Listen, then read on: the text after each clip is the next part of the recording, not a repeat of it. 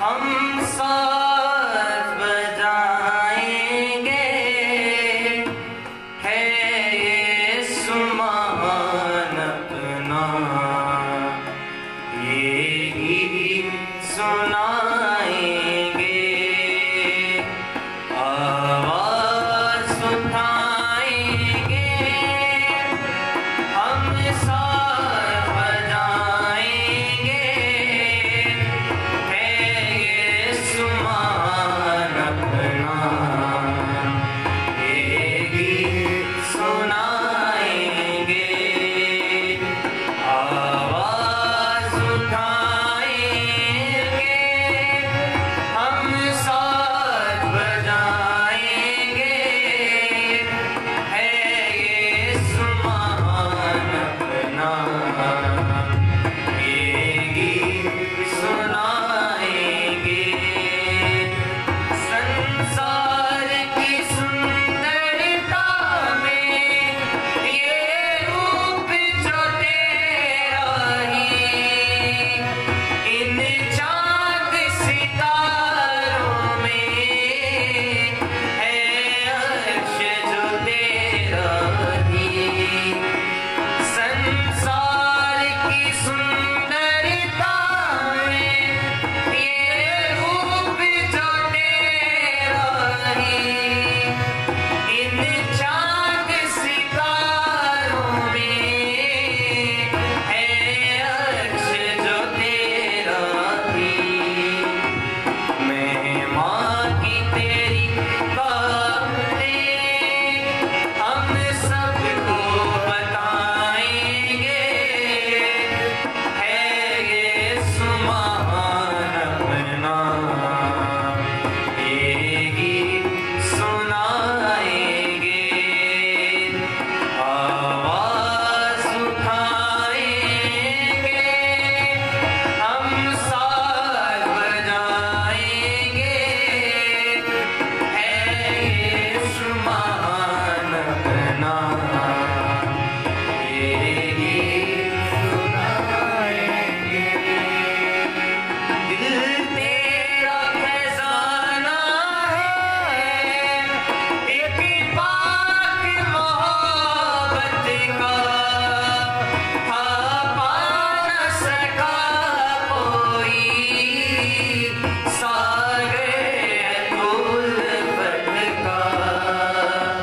दिल तेरा खजाना है, एक पाक मोहब्बत का, था पा न सका कोई, सागर उल्फत का। हम तेरी मोहब्बत से दिल अपना सजाएंगे, है ये सुमान अपना, ये गीत सुनाएंगे, आवाज उठाएंगे, हम साथ बजाएंगे,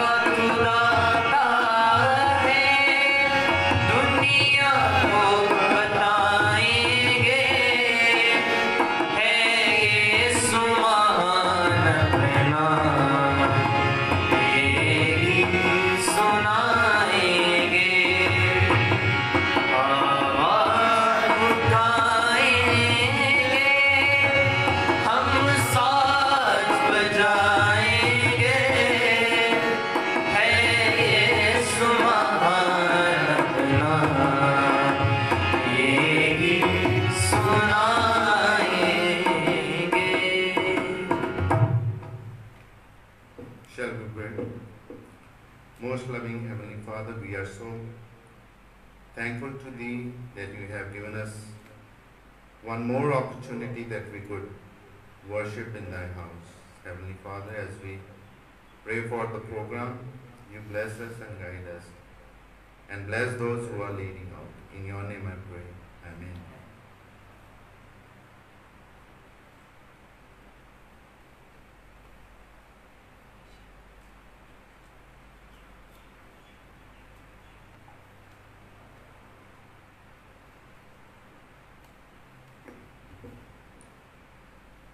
Good morning and happy Sabbath.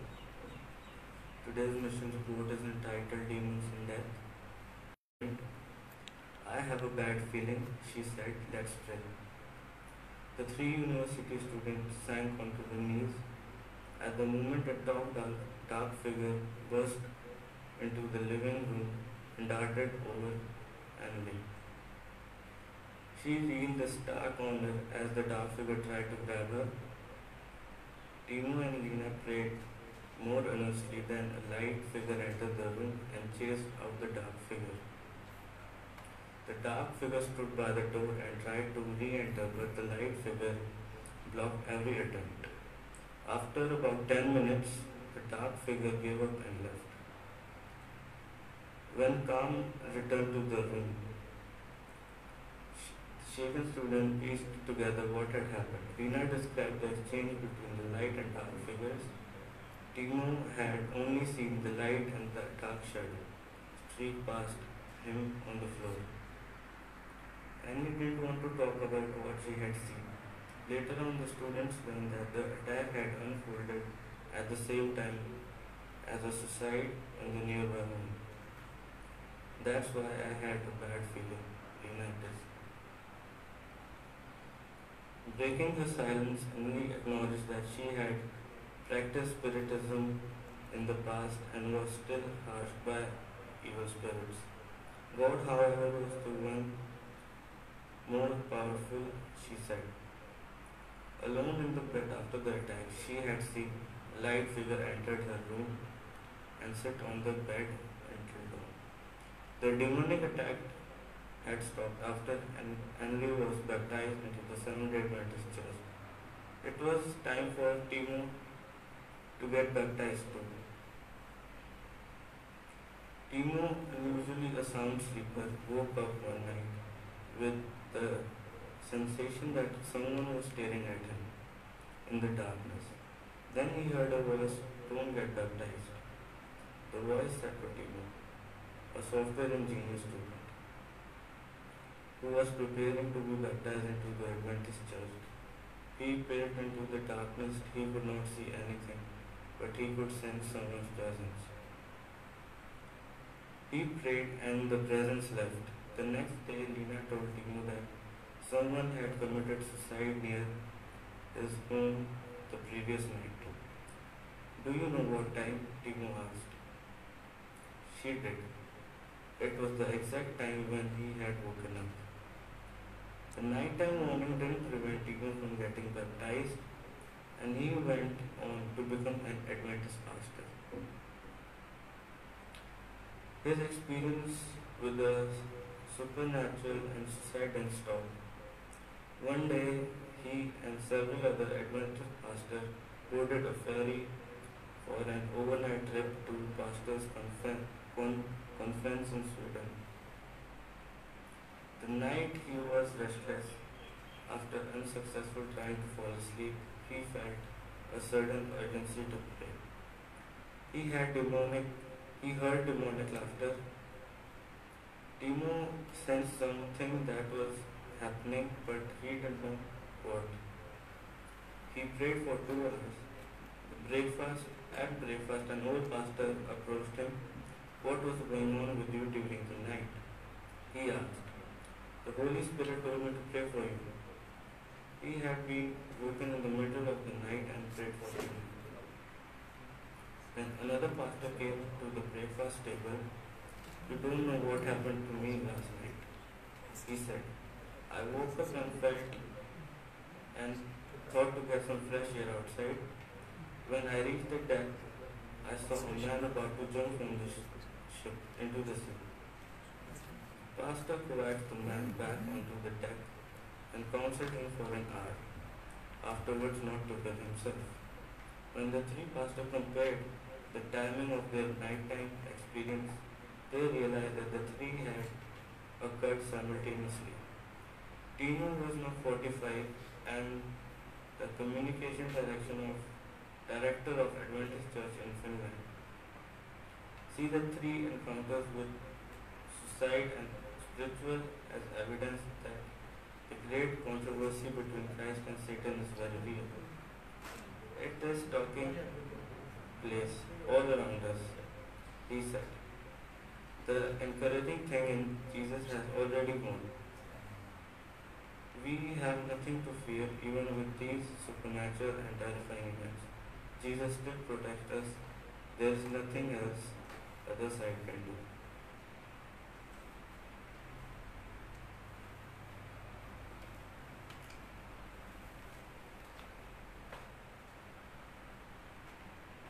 Very good morning and a very happy Sabbath. Today for the feature talk, I'd like to repeat a chapter which we have heard so many times. ये कहानी हमने बहुत बार सुनी है. This is a very special story. ये बहुत ही खास story है जो जीसस ने सबको सुनाई थी. कहानी क्यों सुनाते हैं? ताकि हम लोग को जल्दी और आसान तरीके से समझ में आए. तो इसकी वजह से जब हम कहानी के रूप में सुनते हैं कुछ भी चीज, तो हम जल्दी समझ पाते हैं और गहराई तक समझ पाते हैं. तो आइए सुनते हैं Matthew chapter 14 to 13. For the kingdom of heaven is like a man traveling to a far country who called his own servants and delivered his goods to them. And to one he gave 5 talents. Talents उस जमाने में वो चीज होती थी जो कि 1600 दिन काम करने के बाद एक सिल्वर कॉइन मिलता था. तो उस जमाने में टैलेंट्स वो चीज हुआ करती थी. And to one he gave 5 talents, to another 2, and to another 1, to each according to his own ability. And immediately he went on a journey. Then he who had received 5 talents went and traded with them and made them another 5. वो जमींदार ने 3 काम करने वाले मजदूरों को अलग अलग हिस्से दिए. एक को 5, एक को 2 और एक को सिर्फ 1 दिया. तो उनमें से जिसको 5 मिले थे उसने क्या किया? बाजार में जाके उसका दुगना किया. मतलब उसके पास 5 थे तो उसने 10 कर दिए. आइए दूसरे ने क्या किया देखते हैं. और जिसको 2 मिले थे उसने भी दुगना किया, 2 के 4 बनाए. और तीसरा जो इंसान था उसने क्या किया? उसको 1 ही मिला था, उसको खर्च करने का आशा नहीं था. तो उसने एक गड्ढा खोदा, गड्ढे के अंदर उसने जितना भी मिला उसने वो गड्ढे के अंदर छुपा दिया. आगे देखते हैं. But he who had received 1 went and dug in the ground and his Lord's money. After a long time the Lord of those servants came and settled accounts with them. So he who had received 5 talents came and brought 5 other talents, saying, Lord, you delivered to me 5 talents. Look, I have gained 5 more talents besides them. His Lord said to him, Well done, good and faithful servant. You were faithful over a few things. I will make you ruler of many things. Enter into the joy of your Lord. He also, who had received 2 talents, came and said, Lord, you delivered to me 2 talents. Look, I have gained 2 more besides what you have given me. His Lord said to him, Well done, good and faithful servant. You have been faithful over a few things. I will make you ruler for many things. Enter into the joy of your Lord. तो दोनों ने जो दुगना करके दिया उनको उस जमींदार ने बोला, मैं बहुत ही खुश हूँ, आपने दुगना करके आपने मेरे को जो वापस किया है उसकी वजह से मैं आपको बहुत सारी चीजों के ऊपर राज करने दूंगा. Then He who had received the 1 talent came and said, Lord, I knew to be a hard man, reaping where you have not sown, and gathering where you have not scattered seeds. And I was afraid and went and hid your talent in the ground. Look, there you have what is yours. जो आपने मुझे दिया था, मैंने अच्छे से संभाल के, खट्टा खोद के, उसके अंदर संभाल के डाल के रखा हुआ था, अभी वापस कर रहा हूं मैं. But his Lord answered and said to him, You wicked and lazy servant, you knew that I reap where I have not sown, and gather where I have not scattered seeds. So you ought to have deposited my money with the bankers, and at my coming I would have received back with own interest. So वो कहना चाहते हैं कि तूने ये क्या किया? तूने कुछ भी नहीं किया इन पैसों से, ना दुगना किया, ना आधे ज्यादा भी नहीं बढ़ाए. अगर तूने ये बैंक में डाले होते, किसी को दिया होता, तो कम से कम ब्याज आता, थोड़ा तो पैसे बढ़ जाते. Therefore, take the talent from him and give it to him who has 10 talents. For to everyone who has more will be given, and he will have abundance. But from him who does not have, even what he has will be taken away. And cast the unprofitable servant into the outer darkness. There will be weeping and gnashing of teeth. ये कहना चाहते हैं कि खुदा ने हमें इतनी आशीष दी, इतनी बरकत दी है, अगर हम उस चीज का इस्तेमाल नहीं करेंगे सही तरीके से, जो है वो दुगना नहीं होगा, बल्कि जो है वो भी लिया जाएगा. तो इट्स अ काइंड रिक्वेस्ट, जो भी हमारे पास जितना भी ब्लेसिंग्स है, उसको प्लीज इस पैंडेमिक टाइम में, ये जरूरतमंद के टाइम पे, प्लीज जरूरतमंद को हेल्प कीजिए.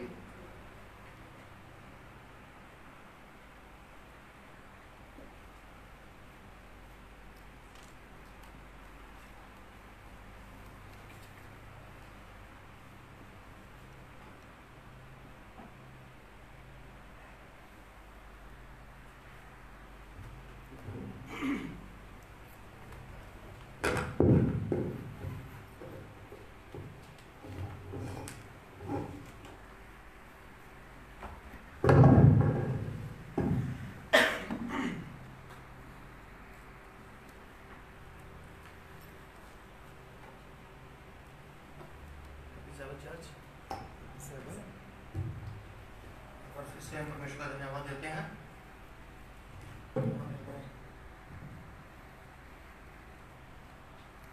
इस लॉकडाउन के अंदर भी हम परमेश्वर की हमदोसना स्तुति कर सकते हैं. ये कितना हमारे लिए सौभाग्यशाली अवसर है.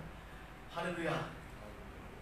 और आज की जो सैबत का लेसन है उसको शुरू करने से पहले हम छोटी सी दुआ करेंगे.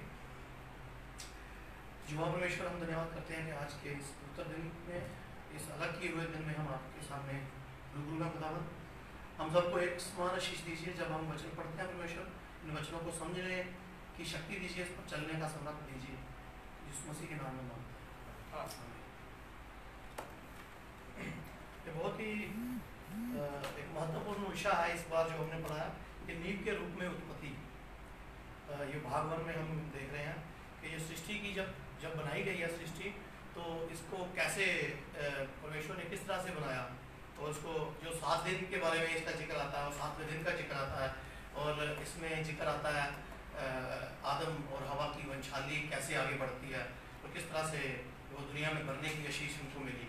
और उसके बाद जो इंसान का जो पतन होना, और पतन होने के कारण जो परमेश्वर की एक और आशीष प्रकट होती है, तो उसके जरिए में यीशु मसीह हमारे सामने आते हैं.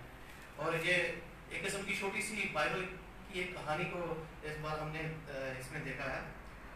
इसका जात वचन हम पढ़ेंगे. अगर हम आपके पास बाइबल हो तो उसका यूहन्ना का जो 1 अध्याय है, उसकी 1 से लेकर 4 आया था. ये बहुत ही बेमिसाल आया था. आद में वचन था, वचन परमेश्वर के साथ था, और वचन परमेश्वर था. सब कुछ उसी के द्वारा उत्पन्न हुआ. जो कुछ उत्पन्न हुआ उसमें कोई भी वस्तु उसके बिना उत्पन्न नहीं हुई. उसमें जीवन था, और वह जीवन मनुष्यों की ज्योति था. इस वचन को पढ़ने से दिल में कितनी बड़ी आशा मिलती है आमीन। कि परमेश्वर है जिसने हमें बनाया। हमारा होना, हमारा वजूद है जो, वो अचानक नहीं है। हम ऐसे अचानक नहीं बन गए हैं। या दूसरी भाषा में कह लीजिए कि हम यतीम नहीं है। हमारा बाप है वही जो खुदावंद बाप। जैसे कि हम आसपास कहीं भी निगाह दौड़ाते हैं, अगर ये कुर्सी है, अगर कोई टेबल है या कोई स्पीकर है, तो इसको बनाने वाला कोई उसका है, क्रिएटर है। तो जैसे ये पूरा पूरा जब हम ये दृश्य बाहर देखते हैं, धरती देखते हैं, आकाश देखते हैं, तो इसको भी बनाने वाला कोई होगा। परमेश्वर ने कितनी बुद्धिमानी से इस धरती को बनाया, ये सूरज को कहाँ ठहराया, धरती को कहाँ टिकाया, और धरती कैसे निराधार, जैसे अय्यूब की पुस्तक में लिखा हुआ है कि वो शून्य के रूप में उसको लटकाए रखता है। तो जिसमें से हमें ये भी पता चलता है कि परमेश्वर ने किस तरह से इस धरती को बनाया, और एक ऐसी जगह पे टिकाया हुआ है कि विज्ञानी भी कहते हैं अगर वो अपनी जगह से दूर हो जाए, सूरज से, या दूर उसके करीब आ जाए, तो वो उस पर जीवन संभव नहीं होगा। तो परफेक्शन भी हमें नजर आती है परमेश्वर की इस सृष्टि बनाने की रचना से, कि इतनी परफेक्शन के साथ बनाया है। तो इतनी परफेक्शन के साथ अचानक नहीं बनता है। ऐसे नहीं कि दो चार कोई कण निकले और आपस में वो घसड़े और इस तरह से बंदा पैदा हो गया और ये जो धरती आकाश है पहले ही ऐसे पड़ा हुआ था। हम वापस वचन पे आते हैं कि हमें उत्पत्ति की एक मैं किसी मेंबर से आग्रह करूंगा कि वो उत्पत्ति की जो एक है हम उसके बारे में पढ़ेगा। जो रविवार में हम आद में हम पढ़ते हैं इन द बिगिनिंग।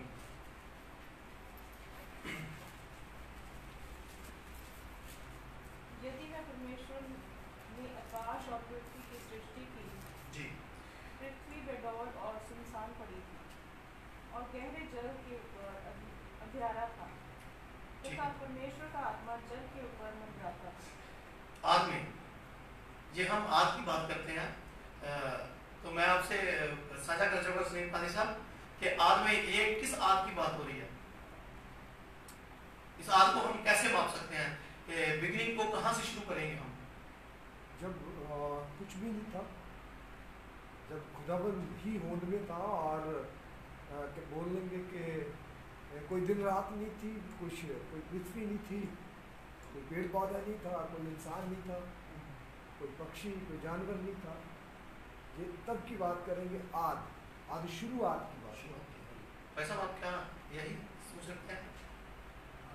भाई साहब ने थोड़ा सा अच्छा बताया है, पर जब मैं इस बात के बारे में सोचता हूँ कि आज क्या है, आज वही है जब परमेश्वर था, जी, है ना। When God was there, that was the beginning actually। ये शुरू गौर से होता है। हाँ जी, हाँ जी। तो जैसे अल्फा ओमेगा, जिस मसीह ने कहा कि आदि मैं हूँ तभी मैं हूँ। तो ये जो हमारे पास में बाइबल है, ये हमारी धरती के लिए है, इस दुनिया के उद्धार के लिए है। तो इसमें अगर यहाँ के आद की बात होती है, लेकिन यहाँ पे परमेश्वर था जब उसने आकाश और पृथ्वी की सृष्टि की बनाई, रचना करी, तो उस वक्त पृथ्वी बेडौल थी, यानी कि थी पृथ्वी, तब पृथ्वी थी, चाहे जल के अंदर छुपी हुई थी, और वीरान था, अंधेरा था, यानी सूरज चंद्रमा तारे नहीं थे। जैसे कि अगर हम कहें कि जैसे हमारे जो लाइट्स के जो ईयर्स हैं वो तो मिलियंस ईयर्स हैं, तो ऐसे कुछ चीजें ऐसी हैं जो धरती पे भी हमें निकलती हैं, धरती की सतह से निकली हैं, जिसपे हजारों लाखों सालों का दावा किया गया है साइंसदानों की तरफ से कि ये इतनी पुरानी है। तो हमारी जो सृष्टि जहाँ पे हम रह रहे हैं, इस धरती का जो इतिहास है वो 6000 साल से ज्यादा पुराना नहीं है बाइबल के मुताबिक। लेकिन ये जो समय है, जब खुदा ने ये जब आया, खुदा ये बात कर रहा है कि उस वक्त क्या था तो मालूम नहीं है, क्योंकि बाइबल में इसका जिक्र नहीं है, तो मैं अंदाजा नहीं लगा सकता हूँ कि कितने मिलियन साल ऐसे ही पड़ा होगा। ये पृथ्वी जो बेडौल थी वो कितने मिलियन साल से थी, तभी तो साइंसदान ये बोलते हैं इतनी चीज पुरानी है, क्योंकि उस धरती के अंदर से जो चीज ली गई है उसको ही उन्होंने उसी को आविष्कार करके उसी को ही प्रमाणित किया है कि ये पुरानी चीज है। तो अगर हम ये चीज नहीं मानेंगे फिर तो हम हमारे और उनके बीच में गड़बड़ी पैदा हो जाएगी, क्योंकि बाइबल हर चीज को प्रूव करती है, विज्ञान को प्रूव करती है। विज्ञान ने बहुत बाद में जाके बोला कि धरती गोल है।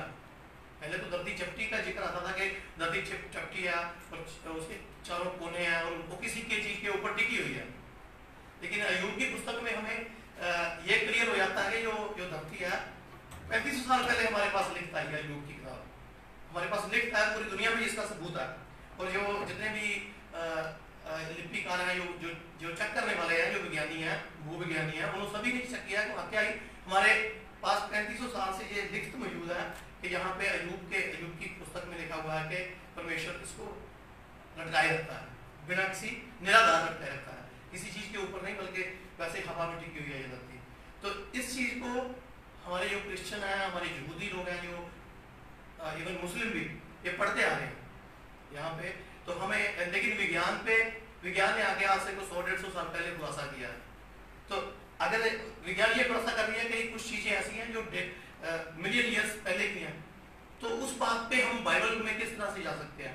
तो यहाँ आदमी शुरू में पता चल जाता है कि धरती बनाने से पहले जो धरती का जो रूप था, जो कि ये रूप है, ये 6000 साल पहले बना, लेकिन इसके पहले जो रूप था वो जिसकी कोई छवि नहीं थी, वो मालूम नहीं है कि 10,000 या 10 करोड़ साल पहले थी। वो कब थी, खुदा ने उसको कब किया था, क्योंकि खुदा शुरू से है, वो उसको शुरू को मापा नहीं जा सकता। हम कोई पिक्चर बनाते हैं, मूवी बनाते हैं, उसकी शुरुआत होती है, नंबरिंग चलती है, उसका हमें मालूम था ये अब से शुरू हुई है। या किसी का जन्म होता है तो 1975 से शुरू हुआ, 2000 से हुआ, या कोई भी बच्चा पैदा होता है जिस साल से पैदा होता है उसकी शुरुआत का हमें पता चलता है। लेकिन जो खुदा है उसकी शुरुआत का हम जान नहीं सकते हैं। जितना हम और जानेंगे वो और दूर हमसे होता जाएगा, उसकी जो जानकारी इतनी बड़ी है।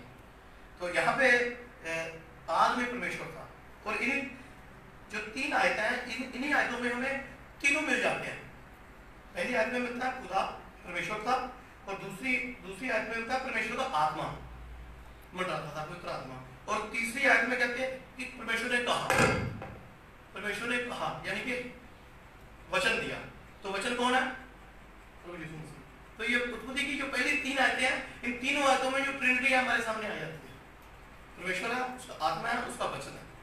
तो इस तरह से परमेश्वर ने इस पूरी सृष्टि को रचा और इसको शुरुआत की हमारे लिए। और सबसे पहले उन्होंने हमें, अगर हम इब्रानियों की पुस्तक में देखें तो उसमें बहुत ही अच्छी तरह से जिक्र किया गया। पहली जो 3 आयतें हैं आप मेरे साथ खोल के पढ़ सकते हैं। प्राचीन काल में से परमेश्वर ने नबियों के द्वारा पूर्वजों से बार बार तथा अनेक बार प्रकाश से बात की। इन अंतिम दिनों में हमसे अपने पुत्र के द्वारा बातें की हैं, जिससे उसने सब वस्तुओं का उत्तराधिकारी ठहराया और जिसके द्वारा उसने संपूर्ण सृष्टि की रचना भी की। यहाँ पे हमें ये जानने को मिलता है कि यीशु मसीह के द्वारा उसने रचना की। जैसे कि हमने पहले वचन पढ़ा कि आदि में वचन था, वचन परमेश्वर के साथ था, वचन ही परमेश्वर था, और जो कुछ भी हुआ उसके बगैर उत्पन्न नहीं हुआ। तो यहाँ उसी बात को दूसरे शब्दों में संत पौल प्रभाषित कर रहे हैं कि परमेश्वर ने संपूर्ण जो सृष्टि की रचना प्रभु यीशु मसीह के द्वारा की, इन वचन के द्वारा की। तो इसमें भी कोई ये रह नहीं जाता कि इस धरती पे 33.5 साल जीने से पहले जो खुदा का जो अस्तित्व था, यीशु मसीह का अस्तित्व था, वो खुदा के साथ था। इसलिए वो जब खुदा के आगे दुआ करते हैं तो वो कहते हैं कि परमेश्वर मेरी महिमा तेरे साथ वो जो जगत की उत्पत्ति से पहले तुम्हारे साथ थी। यानी कि इस जगत को बनने से पहले ही परमेश्वर जो प्रभु यीशु मसीह थे वो यहोवा परमेश्वर के साथ थे। वो यहोवा परमेश्वर के द्वारा बनाई गई सृष्टि नहीं है, बल्कि वो उसके सहभागी हैं। उनका क्योंकि हमें कई बार कंफ्यूज करते हैं दूसरे लोग भी कि यीशु मसीह शायद यहोवा परमेश्वर के द्वारा बनाए गए हैं, उन्होंने उसको बनाया तो वो सेकंड स्टेज के परमेश्वर बन जाते हैं। ऐसा कतई नहीं है। इस धरती का जितना भी है दारोमदार है, इस धरती के ऊपर कोई ऐसा नाम नहीं दिया गया है आकाश के नीचे जिसके द्वारा हम उद्धार पा सके।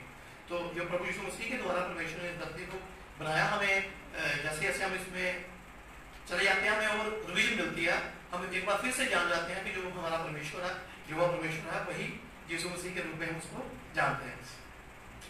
सोमवार के अंदर हमने देखा कि सृष्टि के दिन, यहाँ पे दिनों का जिक्र आता है।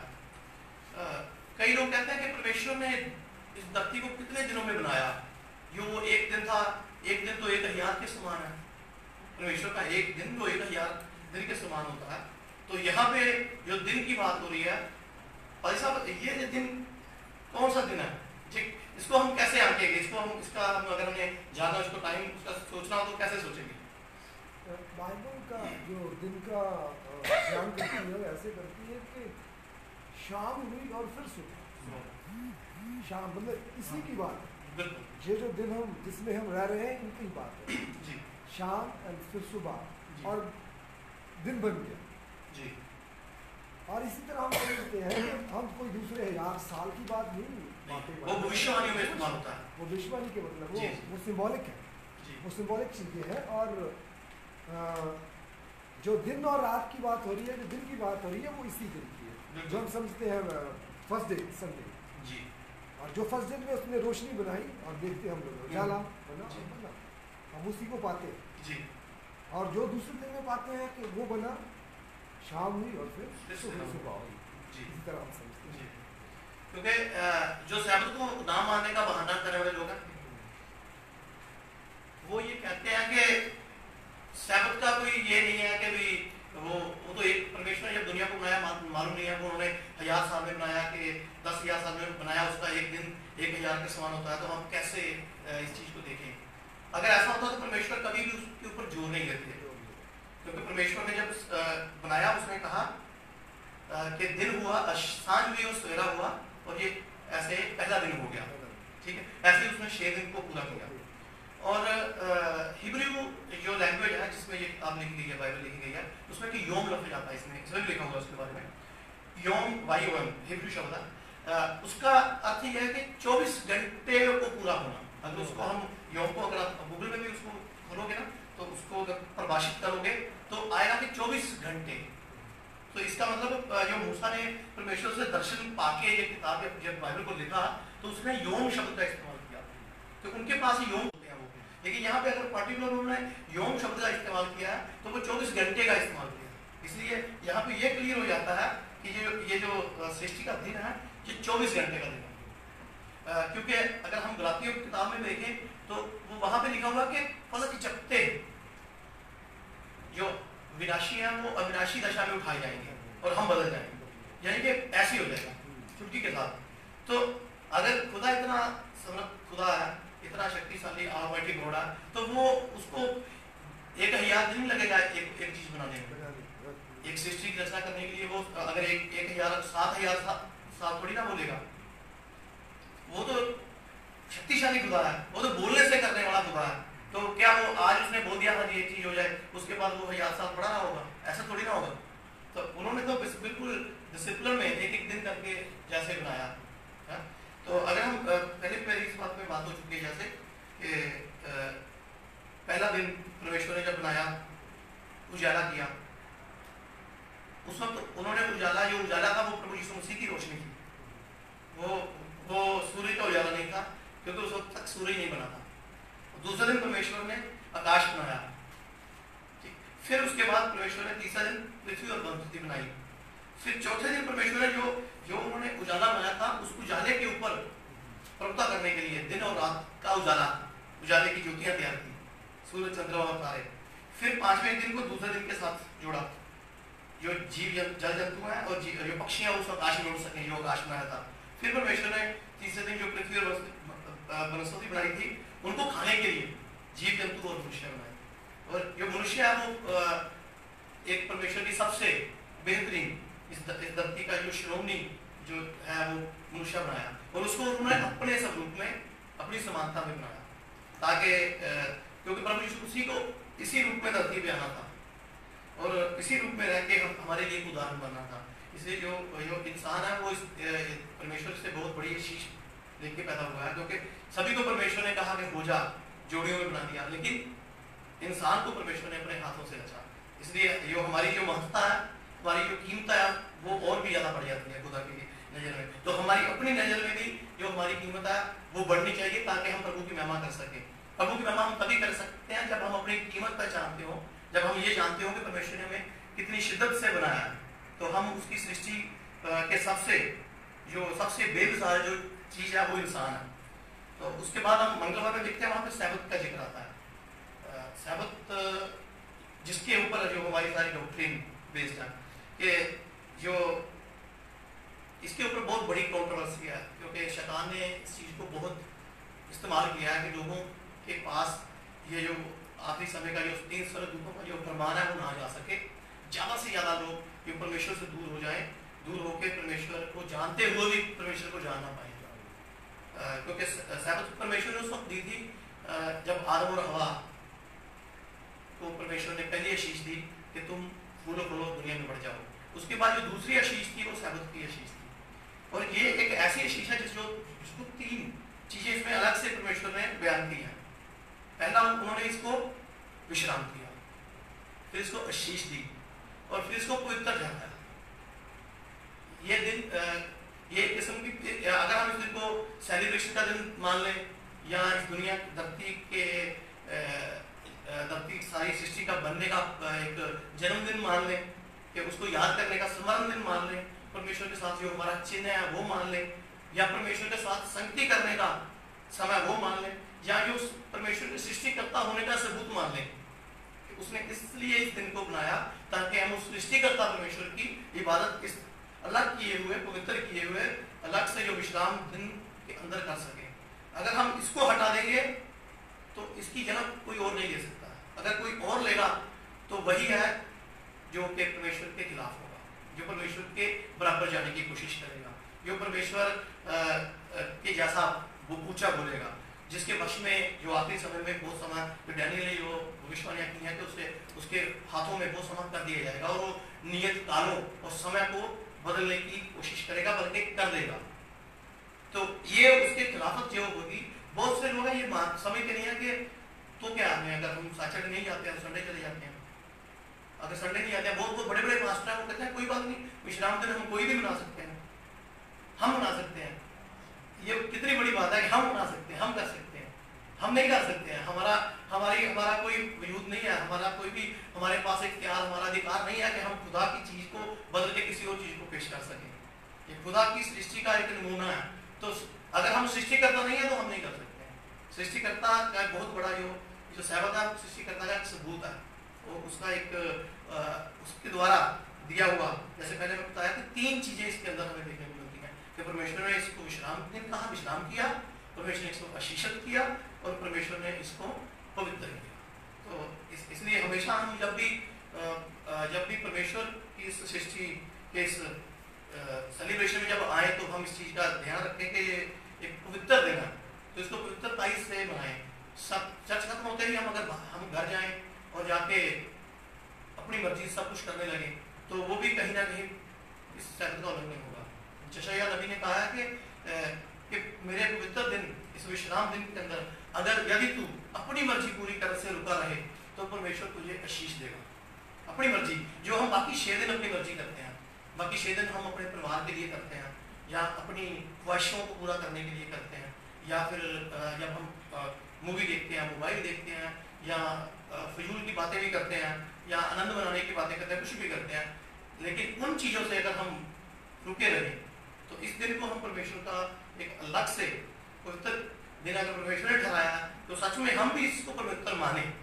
परमेश्वर ने ठहरा दिया है और हम आ जाते हैं चर्च में, इसी से यह दिन पवित्र नहीं हो जाता है। पवित्र तभी होगा जब हम इसको सच में पवित्र मानेंगे। जैसे पहले मैंने बोला कि अगर हमें इंसान बनाया परमेश्वर ने तो हमारी कीमत क्या है, हमें ये पहचानने की जरूरत है। तो अगर परमेश्वर ने इस दिन को पवित्र किया है तो सच में पवित्र किया है, क्या हम उसको पवित्रता से मनाते हैं, हम उसको पवित्र रखते हैं, इसको बहुत ही ज्यादा गंभीरता से समझने की जरूरत है। और परमेश्वर ने जैसे विवाह की सृष्टि में विवाह की जो सबसे बड़ी आशीष दी, और आज जो सबसे जैसे कुछ चीजें ऐसी हैं, कई लोग जब हम कैथोलिक चर्च की बात करें तो वो कहते हैं कि हमें जरूरत नहीं है शादी करने की। वहाँ पे एक छोटी सी हमारी उनके साथ जो बहस भी छिड़ जाती है कि अगर कोई भी सभी के सभी लोग खुदा को मानने वाले लोग शादी नहीं करेंगे तो सृष्टि आगे कैसे बढ़ेगी। सभी कहेंगे कि नहीं मैं परमेश्वर के लिए जुदा किया हूँ, मैं अलग किया हूँ। लेकिन वहां पे परमेश्वर ने कहा था कि अगर कोई अलग किया, जैसे जो 12 चेलों को परमेश्वर ने अलग किया था, उनमें पतरस की सांस का जिक्र आता है कि उसकी भी शादी हो रखी थी, जिसको वो अपना पहला पादरी मानते हैं कि वो जो पतरस था वो पहला सेंट था। तो अगर उसकी भी शादी थी, उसकी भी सांस थी, इसका मतलब ये हुआ कि हमारा भी परमेश्वर की उस आशीष के अंदर बनना है, बड़ेगाना बनता है कि हम भी परमेश्वर की उस आशीष को प्राप्त करें, हम उसको लें। हजारों में या लाखों में कोई एक ऐसा होगा जो पूरी तरह से ये कहता है कि मैं परमेश्वर के लिए अर्पित किया हुआ हूँ, जो अलग से जैसे लेवी समाज परमेश्वर उस वक्त अपने लिए अलग से किया हुआ था। ऐसे लोग हैं, लेकिन सारी की सारी सृष्टि ऐसा नहीं, सारी मानव जाति ऐसा नहीं हो सकती। कि जो भी जो खुदा की सेवा करना चाहे वो बिल्कुल भी शादी ना करे। ऐसा नहीं हो सकता है। अगर पादरी साहब का बेटा आगे पादरी बनेगा तो ये और कितनी अच्छी और आशीष भरी बात होगी कि एक पादरी का बेटा आगे पादरी बन रहा है, वो उस परंपरा को, घर की परंपरा को, खुदा की परंपरा को आगे लेके जा रहा है। तो ये तभी हो सकता है। परमेश्वर ने कहा कि फसल बहुत तैयार है तो उसको काटने वालों की कमी है। तो वो काटने वाले कौन होंगे? परमेश्वर का काम करने वाले। तो परमेश्वर काम करने वाले कहाँ से आएंगे? वो शादी के बाद ही आएंगे। इसलिए ये शादी की आशीष है, इसको भी बहुत ही ज्यादा हमें संजीदगी से इसको भी समझना चाहिए। और हाँ, उसके अगले लेसन में हम देखते हैं कि सृष्टि में जो पतन हुआ तो परमेश्वर ने उससे पहले सारी की सारी रचना को बहुत अच्छा घोषित किया, और उसमें हम देख सकते हैं कि जब आदम के जरिए से पाप आया तो रोमियो की किताब उसका जो 5 अध्याय है उसमें बहुत ही खूबसूरती के साथ इसमें लेखक ने यह बयान किया है कि एक मनुष्य के द्वारा जब मौत इस धरती पे आई तो दूसरे आदम के जरिए से इस धरती पे आशीष आई और मुक्ति आई, उद्धार आया। और वो जिसका आना प्राचीन काल से तय था वो मनुष्य। तो एलन जी वाइट ने हमें बहुत अच्छे तरह से इसमें लिखा हुआ है कि महानतम दिमाग यदि परमेश्वर के वचन द्वारा निर्देशित नहीं होते हैं तो विज्ञान और प्रकाशन के संबंधों की जांच करने के उनके प्रयासों में हतोत्साहित हो जाते हैं। क्योंकि विज्ञान अगर परमेश्वर के वचन के द्वारा हम निर्देशित नहीं होते हैं, जितने भी खुदा को मानने वाले लोग हैं, अगर वो परमेश्वर के वचन के द्वारा नहीं चलेंगे ना तो वो जो विज्ञान के और उसके प्रकाशन के जब संबंध में आएंगे तो गड़बड़ा जाएंगे, वो हतोत्साहित हो जाएंगे। और सृष्टिकर्ता और उसके कार्य उसकी समझ से परे है, विज्ञान की समझ से ये कार्य परे हैं। धीरे धीरे विज्ञान समझ लिया, लेकिन परमेश्वर को पार पाना आसान नहीं है क्योंकि इन प्राकृतिक नियमों द्वारा इसकी व्याख्या नहीं की जा सकती। वे बाइबल की इतिहास को अविश्वसनीय भी कहते हैं। और यहाँ पे अंत में विज्ञान भी, एलन जी वाइट भी कह रही है कि जो विज्ञान है वो भी कहती है कि बाइबल भी अविश्वसनीय है, कि कमाल है। तो इसलिए हमें उस परमेश्वर के द्वारा दिए हुए इस सृष्टि को, उसके बनाने के पैटर्न को, उसके दिए हुए शब्द को, उसकी दी हुई शादी की आशीष को और अपने मसीहा जिसकी वजह से हमने दोबारा फिर से एक आदम में मर के दूसरे आदम में हम जीते हैं, ये सारी की सारी इस छोटी सी कहानी को फिर से, ये कहानी जो कि हमारी मुक्ति की कहानी है, इसको फिर से हमें याद दिलाया। हम परमेश्वर का धन्यवाद करते हैं और इसी के साथ मैं यहाँ पे समाप्त करूँगा। आइए दुआ में जाएंगे। सृष्टिकर्ता परमेश्वर पिता, हम धन्यवाद करते हैं कि आप फिर से हमें जो आपने वचन दिया, जिस वचन से हमने सीखा कि आपका हमारे साथ जो प्यार है वो बहुत ही गहरा है और आप हमें छोड़ते नहीं है, चाहे आपको अपनी कुर्बानी देनी पड़े। जो आपने क्रूस के ऊपर अपना लहू बहाकर हमें दिखाया कि आप हमसे कितना प्रेम करते हो, हम आपके इस प्रेम को हमेशा याद रख सकें, इस प्रेम को और लोगों के साथ बांट सकें, ऐसे हमें शक्ति दीजिए। अपने प्यारे मसीहा यीशु के नाम से मांगते हैं, आमीन।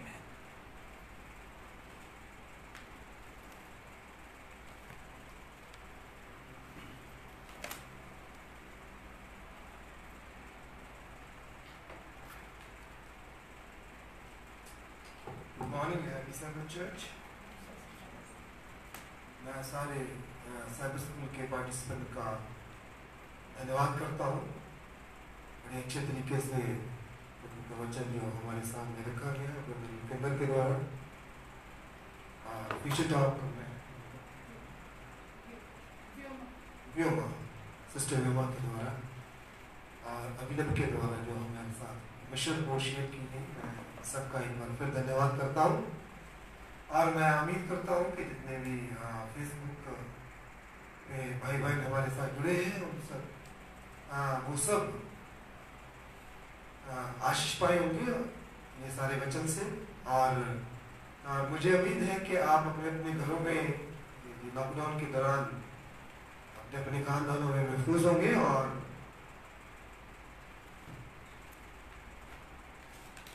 खास जो है वो कि हम प्रभु के कार्य के लिए जो हदियाँ हर सैबत के साथ एकत्र करते हैं, इन लिफाफों में मेरे भाई बहन डालकर आते हैं और आज भी इसी तरह हमने इकट्ठा किया है। और मुझे उम्मीद है कि आप घरों में भी इसी तरह कर रहे होंगे। सो आइए, इससे पहले कि हम इस इबादत को आगे बढ़ाएं, मैं आप सबसे विनती करता हूँ कि 2 और 3 मिनट के लिए हमारा ब्रेक होगा और उसके बाद हम फिर डिवाइन सर्विस के द्वारा आप सबके रूबरू होंगे। खुदा आपको आशीष दे।